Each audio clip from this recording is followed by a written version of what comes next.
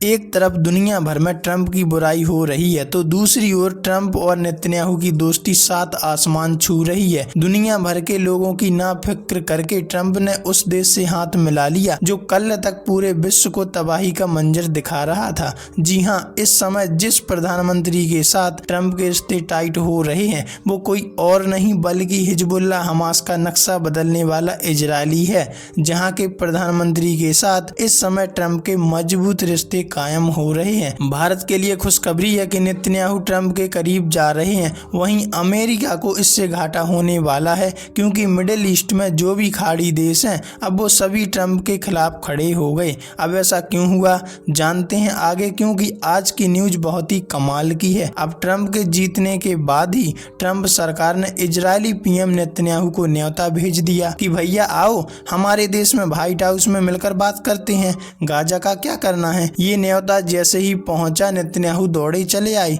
भला क्यों नहीं आते, यूएस जैसा पावरफुल देश जो बुला रहा था। अब तो हिम्मत और बढ़ गई क्योंकि बाकी मिडिल ईस्ट पर कब्जा करने के लिए यूएस का सपोर्ट तो मिलेगा। अब हुआ यूं कि दोनों की मुलाकात हुई। इस दौरान ट्रंप को खास तौर पर गोल्डन पेजर गिफ्ट किया। बताया जा रहा है कि यह गिफ्ट लेबनान में हिजबुल्लाह के खिलाफ इजरायल के ऑपरेशन का प्रतीक है। इजरायल ने 17 सितंबर को हिजबुल्लाह के लड़ाकों पर हमला करने के लिए पेजर का इस्तेमाल किया था। इसमें करीब 40 लोगों ने जान गंवाई थी, जिनमें 40 तो घायल हो गए थे। नेतन्याहू ने इस पर लिखा, ट्रंप हमारे सबसे बड़े मित्र हैं और उससे पहले वह हमारे सहयोगी भी हैं। वहीं ट्रंप ने भी कहा कि हिजबुल्लाह के खिलाफ नेतन्याहू का ये शानदार ऑपरेशन था। वहीं कहा जाए तो ट्रंप एक और तो युद्ध रोकने की बात कर रहे थे, अब वही बोल रहे हैं कि शानदार ऑपरेशन था। और जब से नेतन्याहू ने ट्रंप से मुलाकात की, सऊदी अरब जैसे देश भी अमेरिका सरकार से नाराज हो गए। अब ट्रंप का कहना है कि मिडिल ईस्ट उसके कब्जे में होगा अगर वो हमास गाजा में रीडेवलपमेंट प्रोजेक्ट शुरू करते हैं तो,